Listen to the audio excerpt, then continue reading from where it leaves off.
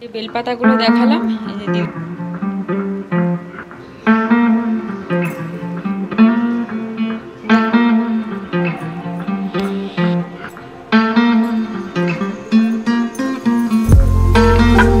Hello friends, good morning everyone, welcome back to my channel fusion of love থেকে আমি রায়া। আশা করি তোমরা সবাই ভালো আছো, আমি অনেক ভালো আছি তোমাদের ভালোবাসা আশীর্বাদে।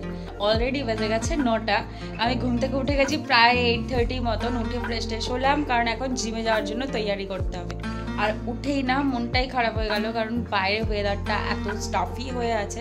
যাই হোক, আজকে একটু তাড়াতাড়ি জিমে বেরোবো ঠিক করেছিলাম, কিন্তু যাই হোক লেট, 9:30 বেজে যাবে পৌঁছাতে। আমি রেডি হইনি, কারণ মাকে আবার চুলটা বেঁধে দিতে হবে, আর জিমের তৈয়ারি হতে হতে অনেকটা টাইম লাগে। তার সাথে আমার একটা ভালো জিনিসও আছে, কারণ আমাদের বাড়িতে আজকে প্যান্ডেল স্টার্ট হয়ে গেছে।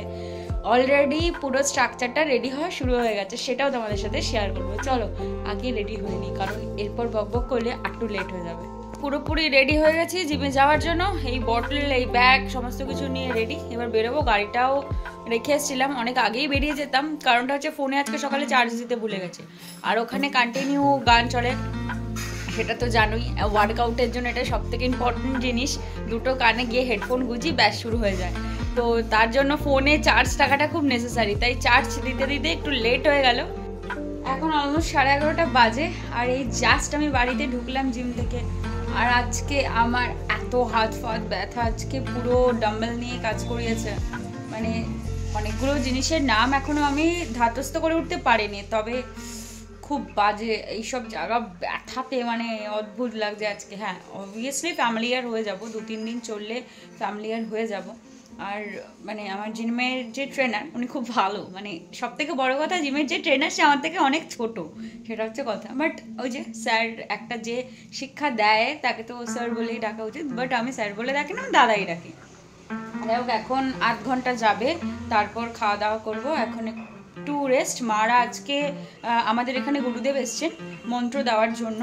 মানে আমাদের যে গুরুর মন্ত্র নেই এখানে, ছোট মা গেল, আমার ছোট বোন মন্ত্র নেবে, তাই জন্য ভাইও যাবে, ভাইও এবার মন্ত্র নেবে। আর মা ওই জন্য যাবে, মা দিদুন যাবে দেখতে। তো আমার আজকে রান্না করার কথা ছিল, কিন্তু বাইনি চান্স মা আমার জন্য কিছু না রেখে সব করে দিয়ে গেছে। কারণ আমি জিম থেকে এসে না পুরো ল্যাদ খেতে থাকি। আধা ঘন্টা তো বসবো, না হলে আমি মানে আর কি নিজের সাথে নিজেকে ফ্যামিলিয়ার হতেও তো সময় লাগে, কারণ একদম হাই ইন্টেন্সিটি ওয়ার্কআউটগুলো চলে। তো সেই জন্য একটু নিজেকে বডিকে একটু কখনো রেস্ট দেওয়া উচিত। তাই ওই 8 ঘন্টা মতন একটু রেস্ট দিই, রুটির সাথে গল্প করি। আর এদিকে চলো, তোমাদের যাওয়ার সময় তো দেখাতে পারিনি, প্যান্ডেল হচ্ছে, পুরো বাড়িতে স্ট্রাকচার অলরেডি রেডি, তোমাদের একটু দেখিয়ে নিয়ে আসি। আর মা বেলপাতা নিয়ে পুজো দিতে যাবে দেখে বেলপাতার গাছ সমেত, মানে বড় বড় ডালা সমেত বেলপাতা নিয়ে চলে এসেছে। চলো দেখাই তোমাদের। এই দেখো কি করেছে, এত বড় একটা বেলগাছের ডাল ভেঙে নিয়ে চলে এসেছে। আসলে এই শীতের সময় তো পাতারা নিজেদের পুরোনো ফর্মটাকে চেঞ্জ করার জন্য পুরোপুরি ঝরে যায়, তো তাই পাতা পাওয়াটা না খুব সমস্যা হয়ে যায়। তবে কিছু কিছু কচি পাতাও বেরিয়েছে, কারণ বসন্ত তো প্রায় দোরগোড়ায় করা নাড়ছে। আর গাছগুলো না এই সময় দেখতে বড় বাজে লাগে, তবে ওরাও তো নতুন রূপে নিজেদেরকে সাজাবে, কি করা যাবে। আর আমাদের বাড়ির গাছ থেকে পাতা পাড়তে হলে পাঁচিলে উঠে পাড়তে হবে, তাছাড়া একদমই উপায় নেই। তাই দাদা একেবারে ডাল নিয়ে আসে, এগুলোকে ছিঁড়ে ফ্রিজে রেখে দেওয়া হয়। রোজ অল্প অল্প করে ব্যবহার করা হয়, তাতে সুবিধাও হয় আর পাতা ওয়েস্টও হয় না, সব দিক থেকেই ভালো। আর মা প্রত্যেকদিন বজরংবলীকে ফুল দিয়ে যায়, আর গীতাকে ফুল দিয়ে যায়, দিয়ে গেছে। আর আমাদের ফুল এখানে রেডি।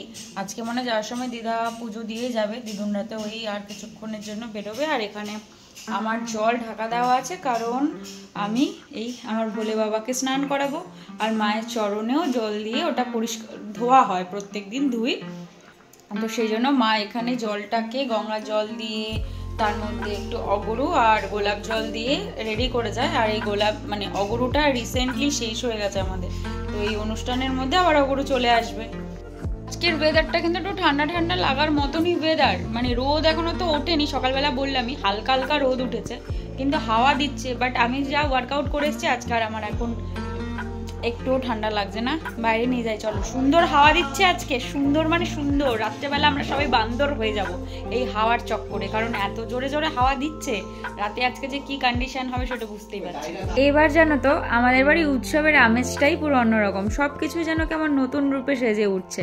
এবার কাকা মাম্মা দাদুর ঘরটাকেও রং করাচ্ছে নতুন করে, যেই রংটা করানো ছিল সেই রংটাই হচ্ছে, শুধু একটু নতুনের ছোঁয়া। আর আমার না এই নতুন রঙের গন্ধটা এত ভালো লাগে। তবে এই ঘরটা না মাম্মা দাদু ছাড়া পুরোই অসম্পূর্ণ লাগে, পুরো অগুছালো হয়ে রয়েছে ঘরটা। জানো এই যে বাজারে 2 ডাব্বা রং নিয়ে আসা হয়েছে, ওপরে যদিও রঙের কালারটা তোমরা কি আছে সেটা দেখতেই পাচ্ছ, আর উপরে সিলিংটা যেমন সাদা সেরকমই থাকবে। এই যে এখানে বাকি মালপত্র ঢুকে গেছে, এগুলো মেবি ভোগের জিনিসপত্র নয়, ওই আমাদের যে খিচুড়ি খাওয়ানো হয় সেই খিচুড়ির জিনিসপত্র। এই এখানে সমস্ত কিছু, এই যে চাল ডাল সমস্ত পেটি পেটি করে এসে গেছে। আর বাকি জিনিসগুলো তো তোমাদের আগেই দেখিয়েছি। আর এই ঘরটাতেও ক্লিন টিন করে এই কিছু জিনিসপত্র নামিয়ে রাখা হয়েছে, কারণ এই জিনিসপত্রগুলো তো আমাদের লাগবেই। এই ড্রামও নামানো হয়েছে, এই ড্রামগুলোও আমাদের নেসেসারি, কারণ কখন কোন জিনিসটা কেমন কাজে লাগে সেটা তো জানি না। যে এই খুন্তিটাও নামানো হয়েছে, দেখো এত বড় এই খুন্তিটা, আমাদের যে বড় কড়াইটা আসে সেটার জন্য কাজ করার। আর এই যে এখানেও কিছু কিছু জিনিস ঢোকানো আছে, চাল টাল কিছু, মানে কিছু জিনিস সেপারেট, কিছু জিনিস নর্মাল রাখা হয়। যেহেতু উৎসবের আগের 2-3 দিন থেকে আমাদের বাড়ি নিরামিষ খাওয়া হয় আর অনেক কাজও থাকে, তাই খাওয়া দাওয়াটা সবার একসাথেই হয়। সে সবের বাসনপত্র নামানো হয়ে গেছে। তোমাদের তো বলেইছি দাদু সব গুছিয়ে রেখেই গেছে, আমিষ নিরামিষ সব বাসনপত্র, তাই বাবা কাকাদের চিন্তার ভারটা একটু কমই নিতে হয়।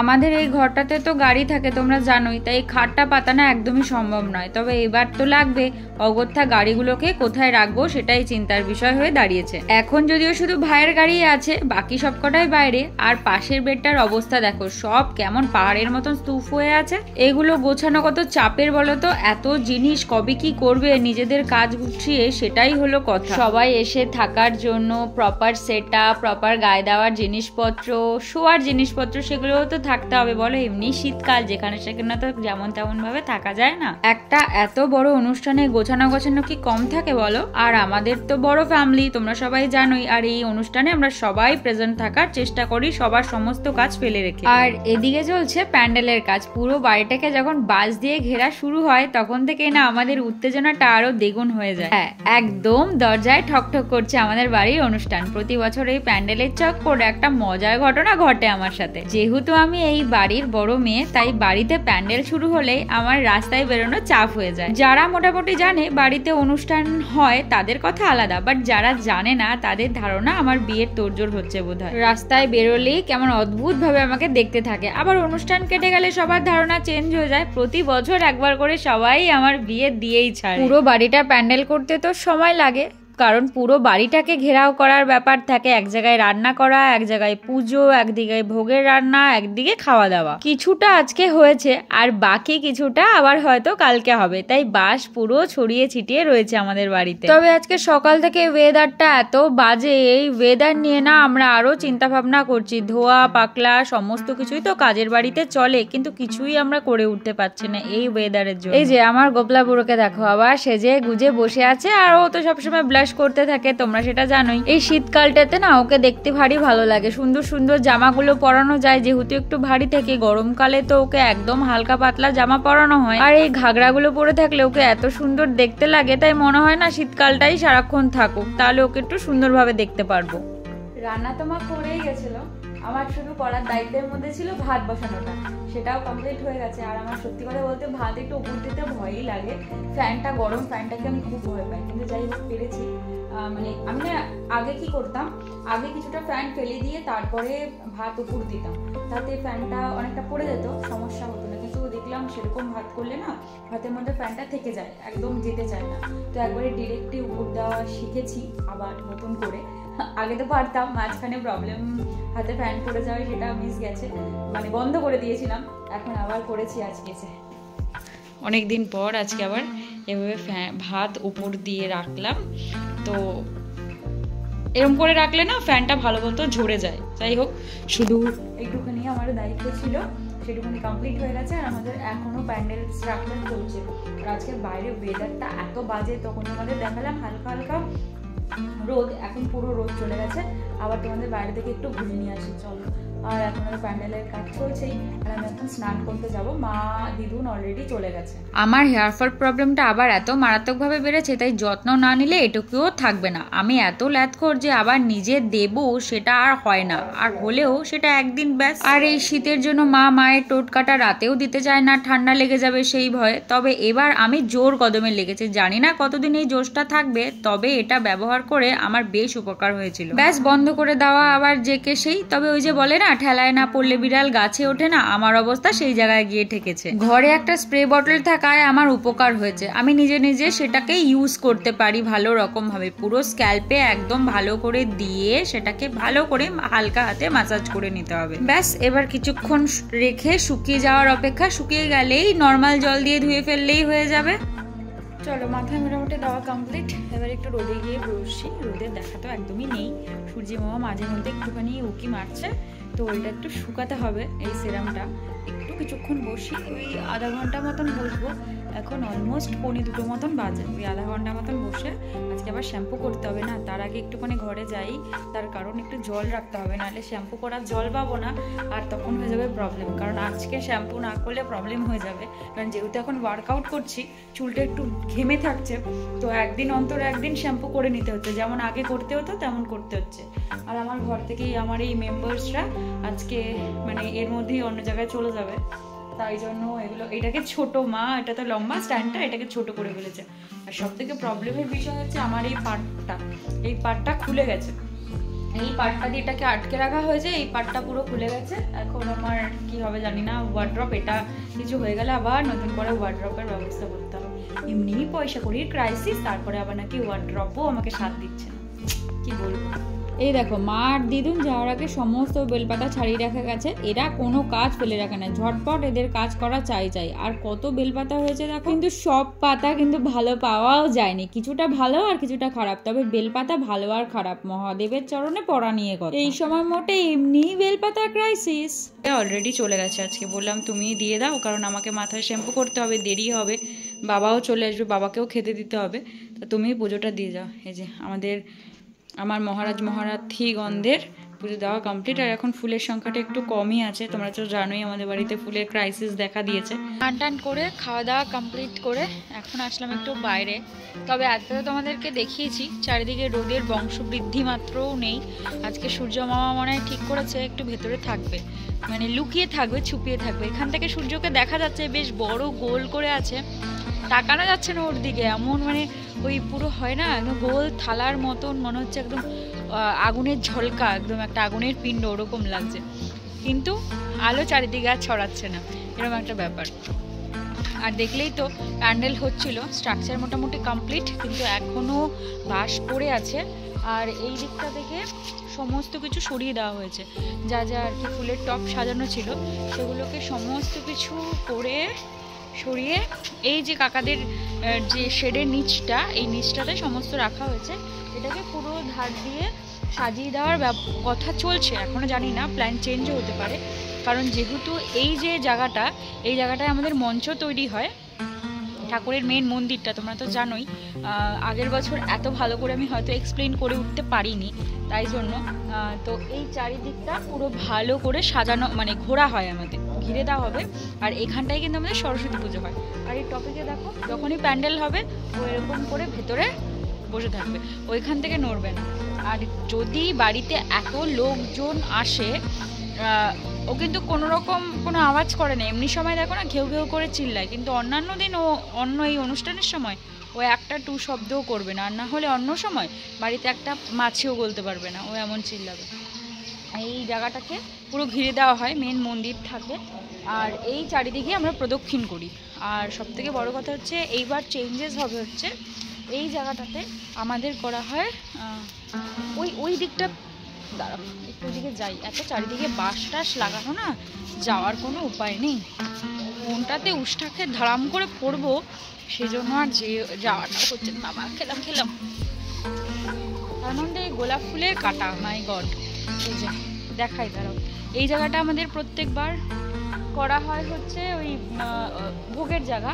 এবার ভোগের জায়গাটাকে ওই দিকটা একটু করে সরিয়ে নিয়ে যাওয়া হবে, ওই দিকটা, তাকে এই পোর্শনটাতে আমরা অনেকটা জায়গা পাবো। এইখানটাতে রান্নার জায়গাটা হবে। আর এইদিকে অলরেডি একটা করা হয়ে গেছে, এদিকে স্ট্রাকচার অলরেডি টানানো হয়ে গেছে। এখানে আমাদের যে খাওয়ার জায়গাটা সেটা করা হবে, এরকমই হয়ে রয়েছে। তবে এই জায়গাটাতে এবার জায়গাটা একটু বেশি পাওয়া যাবে অনেকটা, কারণ ভোগের ঘরটা যেহেতু এগিয়ে গেছে সেহেতু এদিকে জায়গাটা বেশি পাওয়া যাবে। আর একটা ইন্টারেস্টিং জিনিস দেখায় দাঁড়ো, এই দেখো এই গাছের ফুলগুলো দেখিয়েছিলাম না তোমাদের? এই গাছের ফুলগুলো এইবার সবাই জানি না আমাদের অনুষ্ঠান আস্তে আস্তে ফুলগুলো থাকবে কিনা, তবে এই দেখো গোলাপ ফুলগুলো হয়েছে। এই গাছে এত বড় বড় থোকা করে এত গোলাপ ফুল হয় না, ধরতেও ভয় লাগে, কাটা আছে না, দেখো এত গোলাপ ফুল হয় না। এই গাছটাকে দেখে ইন্সপায়ার হয়ে এই গাছটাও এখন ফুল দেওয়া শুরু করেছে। ভাবছে ওর পাশে ওকে তো মানাতে হবে, যার জন্য ও সুন্দর করে আস্তে আস্তে সেজে উঠতে শুরু করেছে। দেখো গাছ ভর্তি করে 1, 2, 3, 4, 5টা ফুল অলরেডি হয়ে আছে, আর 3টে মতন কড়ি হয়ে আছে। এই ফুলগুলো আমাদের অনুষ্ঠানের সময় থাকবে না, সেটাই হচ্ছে সবার একটা কষ্টের বিষয়। যে সবাই একটাই কথা বলছে যে আর কদিন পরে যদি এই ফুলগুলো ফুটতো তাহলে একটু ভালোই হতো, তাহলে এই ফুলগুলোকে সুন্দরভাবে দেখা যেত। এত বড় বড় গোলাপ তো ন্যাচারালি সবসময় দেখা যায় না, সেই জন্য সবারই একটু কষ্ট এই ফুলগুলোর জন্য। পুরো বাড়িটা সুন্দরভাবে সেজে উঠেছে, মানে এটার একটা আলাদাই আনন্দ আমাদের বাড়িতে, জানো তো। মানুষ যেমন বিয়ে হলে পুজো হলে আনন্দ করে, তেমন আমাদের এই অনুষ্ঠানটার জন্য আমরা একটা বছর ধরে অপেক্ষায় থাকি। ছোট থেকে বড় সবাই অপেক্ষায় থাকি যে কবে এই অনুষ্ঠানটা হবে, সুন্দরভাবে সাজবে। অনেক দিন ধরে এই সব কিছু প্রস্তুতি চলে, প্রায় টানা 1 মাস ধরে। তো সব প্ল্যান প্রোগ্রাম সব কিছু একটা বড় খুশির আনন্দের মুহূর্ত এই বাড়ি, মানে এই অনুষ্ঠানটা আমাদের। আর আমার গাড়ি দেখো কোথায় রয়েছে, প্যান্ডেলের চক্করে আমার গাড়িটাকে ওইখানটাতে পাঠিয়ে দিয়েছে। কিছু করার নেই, রাখতে তো হবেই, কারণ এখানে কোথায় রাখবো সেটাই জানি না, আর আমি গাড়ি ঘুরিয়ে নিয়ে আসতেও পারবো না। তাই গাড়িটা ওইখানে আপাতত থাক, পরে গাড়িটাকে নিয়ে একবারে ঘরে ঢুকিয়ে দিতে হবে ভাই আসলে। আর মা আর ভাই তো এখনও পর্যন্ত আসেনি, আর দিদুনও আসেনি, ওরা ওখান থেকেই হয়তো প্রসাদ খেয়েই আসবে। সারা বাড়িতে এখন বাঁশের ছড়াছড়ি দেখে কখনো কখনো মনে হয় মানে বাড়িতে বিয়ে লেগেছে, বাট বিয়েই বটে, বিয়ের মতনই অনুষ্ঠান, পুজোর মতনই অনুষ্ঠান। আর তোমাদের তো একটা জিনিস দেখাইনি, এই দেখো আমাদের যে ঠাকুরের বেদিটা ছিল এটা হঠাৎ করেই দেখলাম। এই বেদির যে এই জায়গাটা তো নর্মাল সিমেন্টের ছিল, এই জায়গাটাকে পুরো বেদিটাকে ঘুরিয়ে নীল রং করে দেওয়া হয়েছে। এই জায়গাটা জুড়ে এই পাশটাও করা হয়েছে, ওপাশটাও করা হয়েছে, আবার ওপাশটাও করা হয়েছে। যাক, এটা ভালো জিনিস। এই পুরো বেদির এখানটা এই কালার করে দেওয়া হয়েছে দেখতে ভালো লাগার জন্য। আর এই যে তুলসী গাছটাকে দেখছো, এটা না অনেক দিন ধরে টবে একটু একটু করে তৈরি করা হয়, তার কারণ এই তুলসী গাছটাকে আমাদের বাড়িতে তুলসী বউ হিসাবে সাজানো হয়। এই বাঁশ পুতলে যে আমরা ছোটবেলায় কত বাসে চড়তাম, এখন আর কারোর সময় নেই, সেই পুরনো সবকিছুই যেন স্মৃতির মতন হয়ে আছে। যত দিন যায় ততই সবকিছু চেঞ্জ হতে থাকে, আসলে বড় হয়ে গেছি তো। তবে ভূতের মতন এখনো বাসে বসে পা দোলাতে কিন্তু বেশ ভালোই লাগে। যদি এখান থেকে পড়ে যায় তবে তো পুরো শেষ, তবে অভ্যাস আছে, পড়বো না। চলো তবে এখান থেকেই কিন্তু ভিডিওটা শেষ করি। তোমরা ভালো থেকো, সুস্থ থেকো, সাবধানে থেকো। আর পুরো ভিডিওটা ভালো লাগলে একটা লাইক করে দিও, কমেন্ট করে জানিও কেমন লাগলো, আর সাবস্ক্রাইব করে কিন্তু পাশে থেকো, আমাকে কিন্তু ভুলে যেও না। কিন্তু কাল আবার একটা নতুন ভিডিও নিয়ে আসবো তোমাদের সাথে আড্ডা দিতে, আর এই তোড়জোড়টা তোমাদের সাথে শেয়ার করতে হবে না। চলো আজকের মতন tata, bye bye, see you the next one.